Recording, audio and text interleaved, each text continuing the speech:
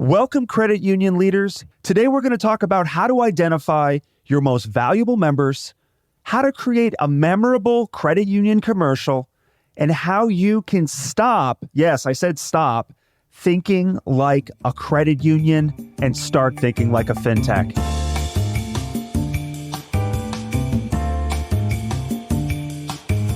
Welcome to Grow Your Credit Union, the place where credit union leaders gather, learn, and grow.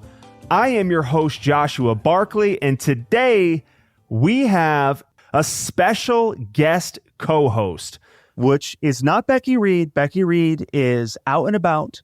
So I brought in another Texan that you all know and love, the EVP at Texans Credit Union, my man, Mike McWethy. Mike, thank you for co-hosting today. Hey, buddy. Glad to be here. Happy to be back on your program. All right, Mike. It's awesome to have you back. Before we begin today, I want to mention our brand new sponsor, InvestiFi, the only self-directed investing platform that allows members to buy, sell, and trade directly from their checking account within their online banking portal. A huge thanks to InvestiFi for sponsoring this episode, and you'll learn a little bit more about them later in the show. Mike, we have another Texan in the house. He's our guest on today's show. I'm talking about the Executive Vice President and COO of First Service Credit Union, Nolan Waltman. Nolan, welcome to Grow Your Credit Union.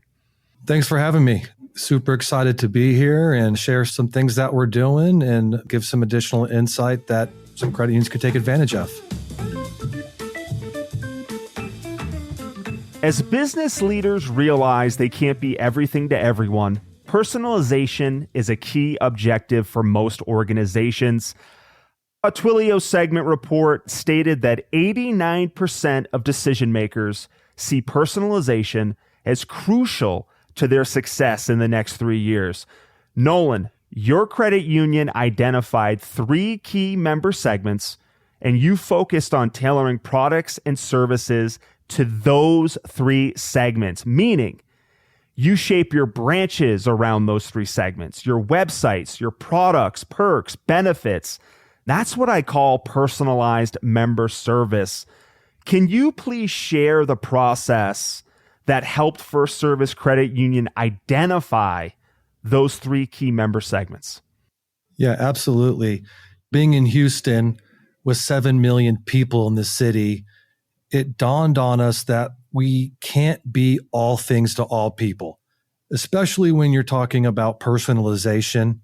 And so we made the decision to embark on identifying 3 key segments and tailor everything that we're doing specifically to those 3 segments.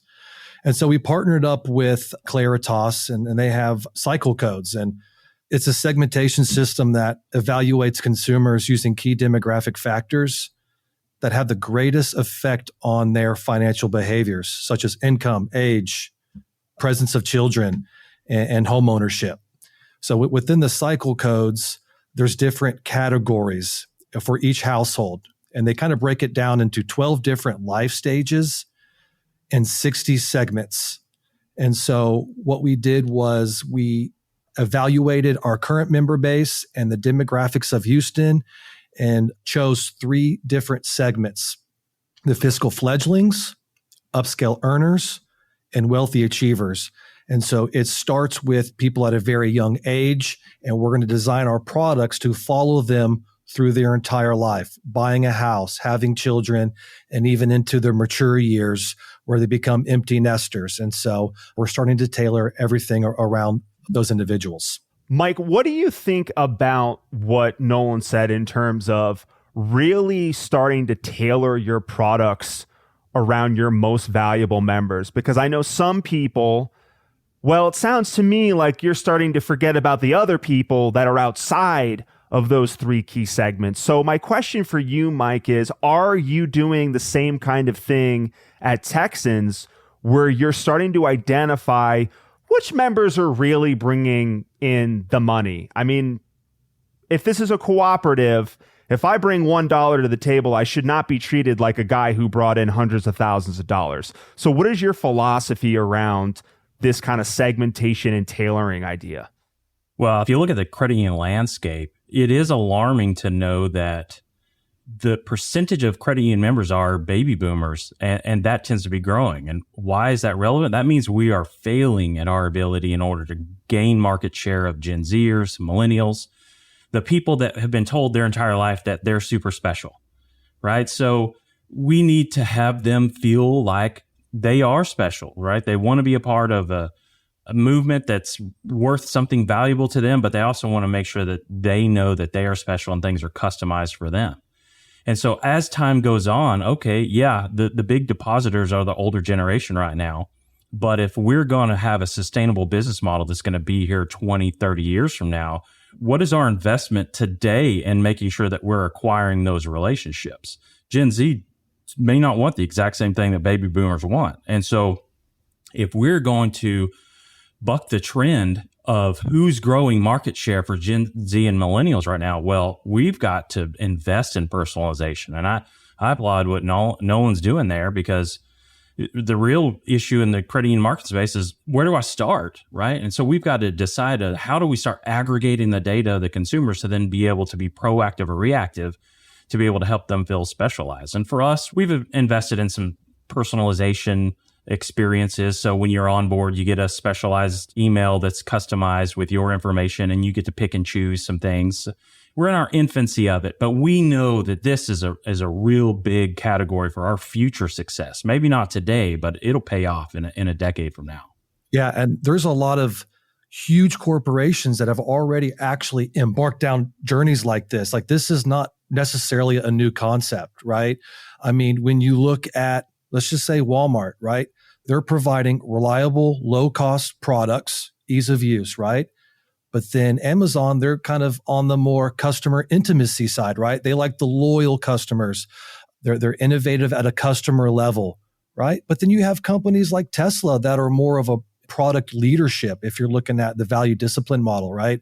They have the best product innovation, and R&D is dominant. And so, I mean, there's just different segments that people tend to lean towards and get excited about. And so we kind of decided to do the same, but in a financial sense. So Nolan, talk to me about the execution side of this in terms of, okay, you went through the research process, you identified those three key segments. Then what do you do once you've identified them? How does that inform the products, the branch experience? We had focus groups, both members and non-members. And so we did anonymous focus groups. So even our members didn't know it was us holding the focus group. And it was quite interesting, actually. During the focus groups, we were able to chime in and listen and watch. It was all on screen, and they didn't know we were there. And so it was interesting to kind of watch a lot of these questions unfold. But even with the three different segments that we have, each segment wants different things, right? So like our fiscal fledglings, which is our youngest group, the not-for-profit model resonates with 60, 70% of those individuals. However, if you look at the wealthy achievers who are in their mature years, that's hovering around 20%. And so just between the different generations, they have different things that resonate with them. And so just trying to have a balancing act that those three segments that we chose, that we can properly cater to them and their needs. I think another thing that is going to be important for credit unions is putting in the effort in order to ask the questions, right? We want to talk about aggregating the data for a database to be able to be reactive or to target individuals.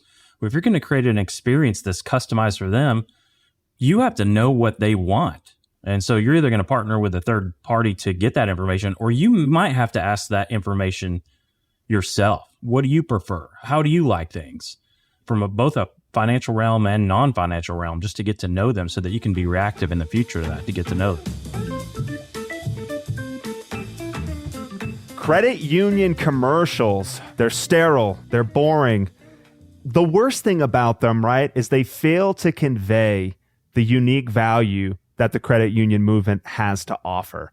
But some credit unions get it right. Nolan, I watched First Service Credit Union's latest commercials, and I gotta say, they're fun, they're creative, they tell a story about the movement. You said you have a list of things credit union commercials should have to be effective. So can you tell us, what are the ingredients of an effective credit union commercial in your opinion? Well, during our age growing up, it was always commercials, right? We didn't have the luxury of Netflix and skipping, right? So we sat there and watched these commercials, and the commercials that always stood out to me, even to this day, had humor in it, right? Whether it's Macho Man Randy Savage and Snap into a Slim Jim, or the Three Frogs, Bud, Wise, right? So there's like these just certain commercials that just humor has always resonated with me. And those are the commercials that tend to stick out. And so when I decided to break the molds, and I say break the mold is because I've seen other credit union commercials and they seem to be very conservative in nature. And so I really wanted something that stood out. I gave an idea to our marketing group of kind of like a vision of what to expect. I gave them honestly a script that I just kind of drew up myself and I acted it out and I went through the whole motions. And they took that and partnered up with a group of individuals that helped us put those together. They even flew to Burbank to record the airport commercial where the lady gets tased, which is hilarious, by the way. I watched that commercial 50 times. But, you know, they took it, made it their own. And yeah, I think they turned out great. And I think it's going to stick out, I think, in the marketplace. Couple things before I shoot over to you, Mike. Number one, some people may say commercial outdated. I would say commercial not outdated. If you look at connected televisions like Apple TV and devices like that, that will be the new ecosystem that these types of video content will live. So when I say commercial, I know television is starting to phase out in popularity, but the video aspect will remain on a different platform regardless of what year it is. And two, Mike, I want to move away from a commercial idea and think about it from a messaging standpoint, just strictly a marketing standpoint that credit unions can stand on. In your opinion, Mike, what should credit unions be doing right now to convey the unique value? Because if you look at most kids out there, younger people today especially, they have no idea what a credit union is. Yeah, you got a real problem in the fact that we have basically 10% of the market share. And a lot of times that has come from referrals or through like indirect programs, or somebody just happens to be close to a branch and they open their account and they kind of knew. So that's the real struggle, is credit unions have a real headwind as it relates to market awareness of what a credit union is. But a lot of studies have shown that a lot of the younger demographics really are wanting to have relationships with institutions or whoever they do business with that have a purpose or a meaning, right? They care less about whether or not you've been around since 1946. They care more about what is your purpose, what is your value, how do you help me? So I feel like we struggled as an industry for a long time in trying to bear the responsibility as to helping everybody understand the difference between a bank and a credit union. And there's a lot of good efforts that have been there. But I really think that everything is so easily accessible on the internet in order to learn at your pace, at your convenient time, that I don't think we need to carry that responsibility. I think what we need to do is lean into, this is what we stand for. This is our purpose. We have real value proposition, and being a not-for-profit that's here to serve our communities and our members, I think resonates with a lot of people, and we likely should lean into that. Now, having said that, I don't know what that is that's going to have people pay attention to your commercial or your ad, or even decide to even listen to the message that you're a not-for-profit. I think Nolan's probably onto something. Humor absolutely resonates with me, and I'll pay attention a little bit more. I mean, look at all the people who are on TikTok and watching reels and all those things. And I think he's onto something, leveraging humor, but also getting the point across that we have a value proposition. There is a difference between banks and credit unions, but maybe we don't have to compare the two anymore. Maybe we could just be focused on us. This is what we stand for, and this is who we are. Yeah, in a previous episode, Becky Reed made the comment that the marketing in the credit union space, it's weak, meaning that we don't articulate our unique value prop. And I think, Nolan, while your commercials are funny, I think the reason why they resonated with me is because they spoke to the credit union movement. The idea that you're a co-owner, that there's ownership that you're coming in a cooperative. So they were funny, but the theme tied around the movement in a unique way. And I'm wondering, Nolan, do you think that more credit unions need to market around the unique value prop and less around 7% APR? Here's a new credit card, auto loans at 7.5%. There's a lot of product marketing, if you will, right? Financial products, but there's not a lot of this is what makes us unique. Should we be doing more from the marketing side to get that message out? Well, and these commercials actually kind of spun out of our focus groups. We realized that there just wasn't a lot of people that actually know who we were, and sometimes including our own members, which was a little painful. And so those commercials, you'll notice that it doesn't talk about any products. It's just awareness and who we are. And luckily, we have a fun tagline, bank like you own the place, right? Because a member actually does. And I think that is what really makes us special compared to a bank. I think a lot of people would kind of correlate a credit union just being small and in the community. But I think what makes a credit union is the structure of the credit union. The board of directors are all volunteers. Some of our boards are 20, 30 years on the board.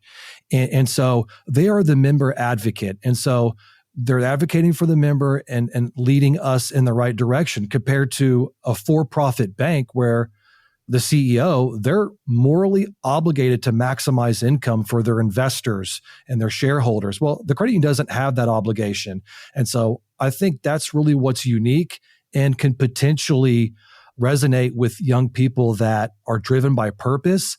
The problem is they don't understand or know the structure of a credit union.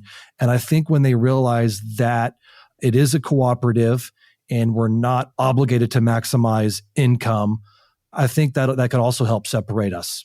Mike, anything to add? Well, if you look at what Gen Z and millennials are doing from their choices of their financial relationships, fintechs and banks are winning. And when it comes to who they are deciding to open up their memberships or their accounts with for their financial services, credit unions have a responsibility to do something more and do something different in order to buck the trend of what we're seeing. And so competing on rate, everyone has a checking account, right? We all are selling the same services and products. We need to lean into the fact that we're purpose-driven as an organization. And the hope is that we can find a way in order to break through all of the noise and help people understand our genuine purpose is our differentiator. And so how do we explain that? And I applaud Nolan and any credit union that's really investing and trying to be innovative in breaking through that noise. So great job. Did you know that while most Americans prefer investing with their primary financial institution, 99.5% of them look elsewhere, largely due to digital-first offerings by fintechs? If you want to keep your members and their assets while helping them build a financially secure future, you need to meet InvestiFi.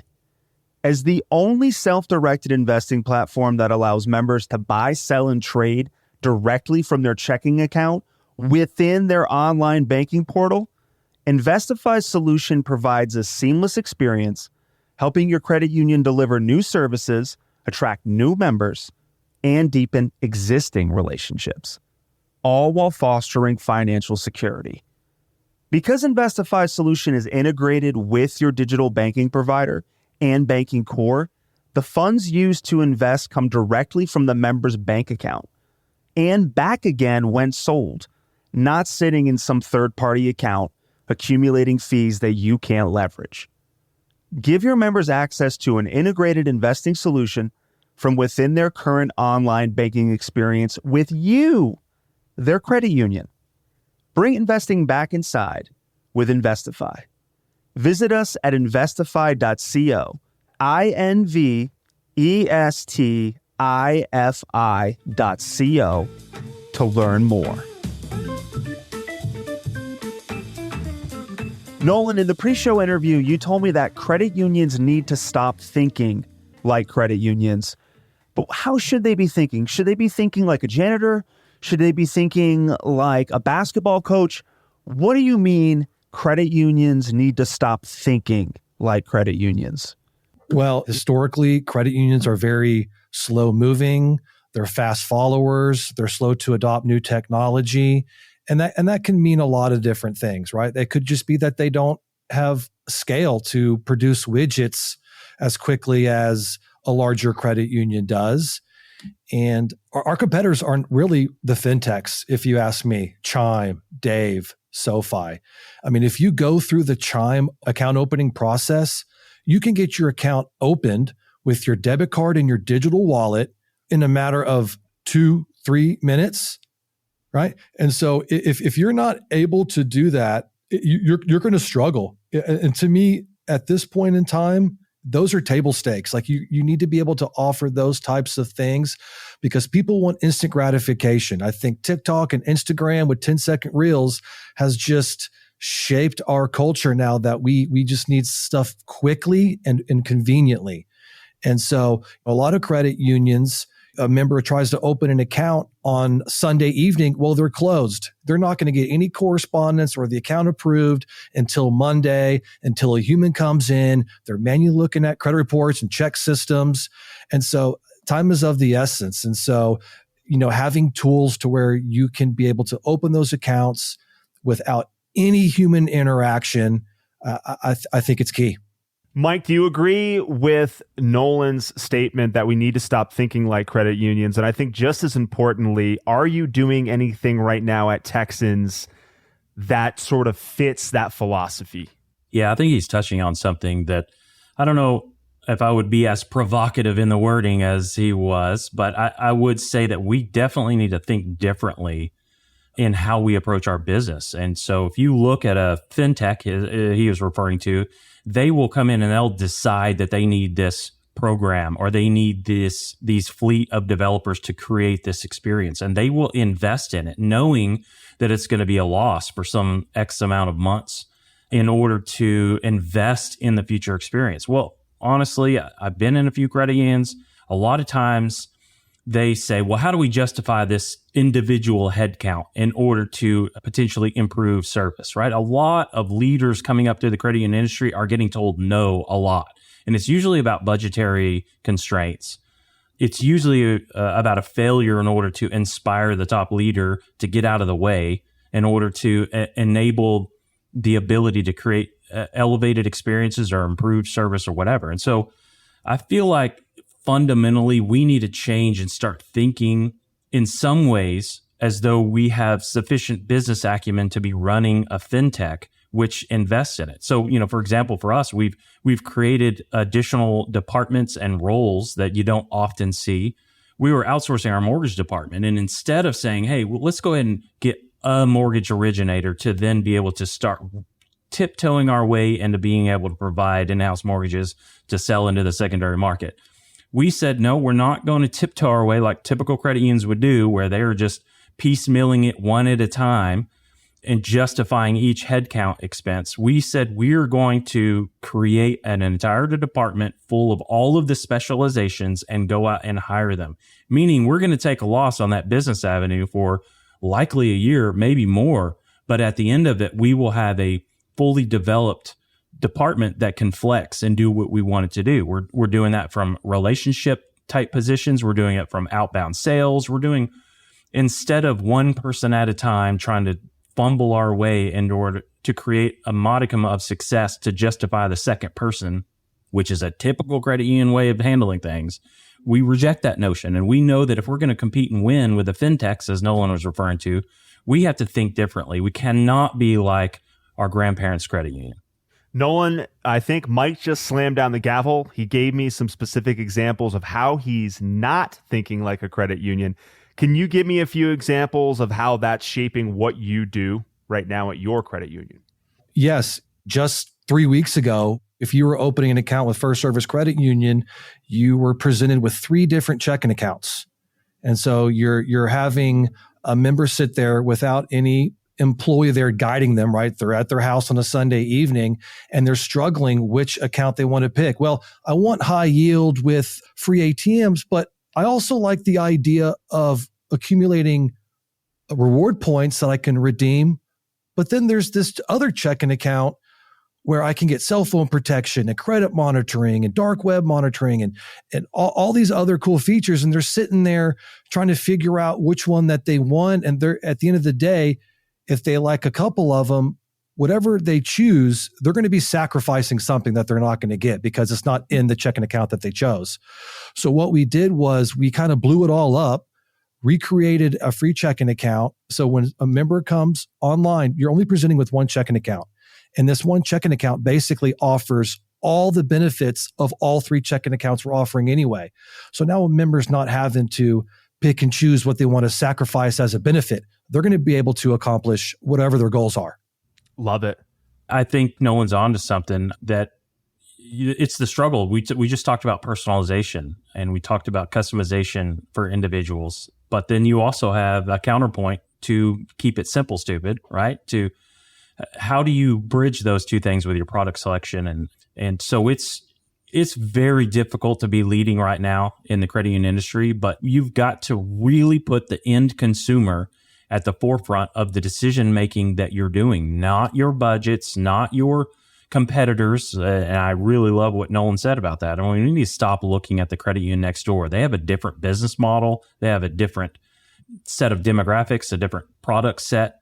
Who is it that you're going to serve and how are you going to serve them so that they feel specialized? And what are you doing in order to incorporate what they want and need and what they expect for you to deliver on that rather than looking over your shoulder at everyone else? Beautiful. That brings us to the end of the show. Nolan, what are your final thoughts? And let the listeners know how they can reach out to you. My final thoughts are don't be afraid to take risks. Fortune favors the bold, right? And so don't be fearful of making that jump. I think it's important to stand out and be different than what other people are doing in the industry. And how can listeners get a hold of you if they're listening and they're like, I got to talk to this guy. He's on to something. On LinkedIn, you can also email me nwaltman@fscu.com. I'd be happy to talk to anybody. Thanks, Josh. Thank you. Mike, final thoughts? I think we need to lean into being a credit union and having the relationships with our members and what our purpose is and think differently. And I think there's a lot of good comments, theoretical applications that we need to lean into as credit union leaders. And I think those that are telling these stories and are thinking differently are going to be the ones to win and thrive. And how can listeners reach out to you if they're liking what you're putting down? Mike_McWethy@texancu.org. All right. I want to thank Mike. I want to thank Nolan. I also want to thank InvestiFi for sponsoring this episode. Remember, they give your members the ability to buy, sell, and trade directly from their checking account from online banking portal, making it easy to invest. Go check them out at investify.co to learn more. That's InvestiFi.co. And a special thanks to you, our listeners, for continuing to support and listen to grow your credit union. Remember, if you like the show, please follow us on your podcast player of choice and share an episode with someone who would benefit from listening. If you want to be a guest or you would like to talk about sponsoring the show, head to growyourcreditunion.com to learn more. Thank you for listening, and we will see you next time. Take care. Bye-bye.